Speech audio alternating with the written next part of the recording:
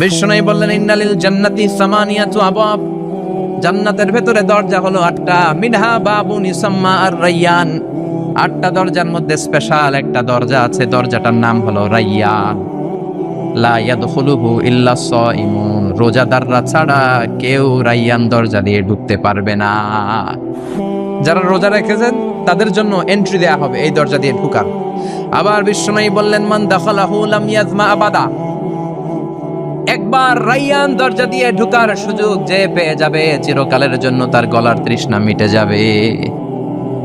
রোজা রাখলে গলায় তৃষ্ণা হয় না? এই যে আল্লাহর খুশির জন্য এই তৃষ্ণাকে সহ্য করে আপনি রোজা রেখেছেন, এর ফলাফল হিসেবে রায়্যান দরজা দিয়ে ঢুকা মাত্রই আপনার গলার তৃষ্ণা শেষ। জান্নাতের 8টা দরজার কোনো না একটা দরজা দিয়ে আমরা ঢুকবো। এখন এই দরজার সাইজ কতটুকু জানার দরকার আছে না নাই?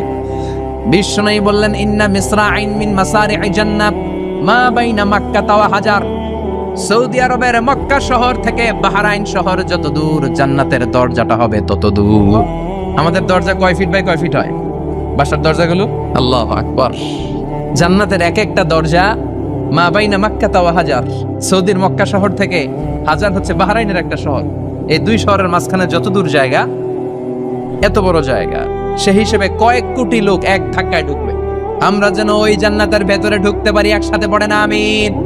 বিশ্বনবী একবার সাহাবাদেরকে নিয়ে ওয়াজ করছেন, বলছেন তোমাদের মধ্যে এমন একজন ব্যক্তি আছে, এই ব্যক্তির আমলগুলো আল্লাহর কাছে এমন ভাবে কবুল হয়েছে, আল্লাহর কাছে ওই ব্যক্তি এতটাই সেরা, জান্নাতের 8টা দরজা কিয়ামতের দিন এই লোকটাকে ডাকতে থাকবে।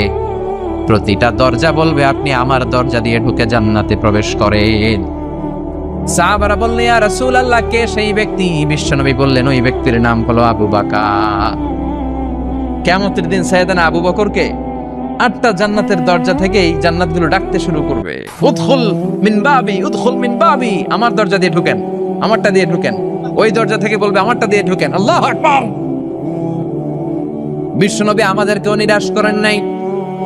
বিশ্বনবী বললেন কেউ যদি প্রতিদিন 5 ওয়াক্ত নামাজের পরে, 5 ওয়াক্ত নামাজের আগে যে ওযু করে, ওযুর পরে কেউ যদি পড়ে আশহাদু আল্লা ইলাহা ইল্লাল্লাহ ওয়া আশহাদু আন্না মুহাম্মাদান আবদুল্লাহি ওয়া রাসূলুহু, প্রত্যেক ওযুর পরে যেই ব্যক্তি এই দোয়াটা পড়বে ওই ব্যক্তির জন্য রব্বুল আলামিন কিয়ামতের দিন জান্নাতের 8টা দরজা খুলে দিবে।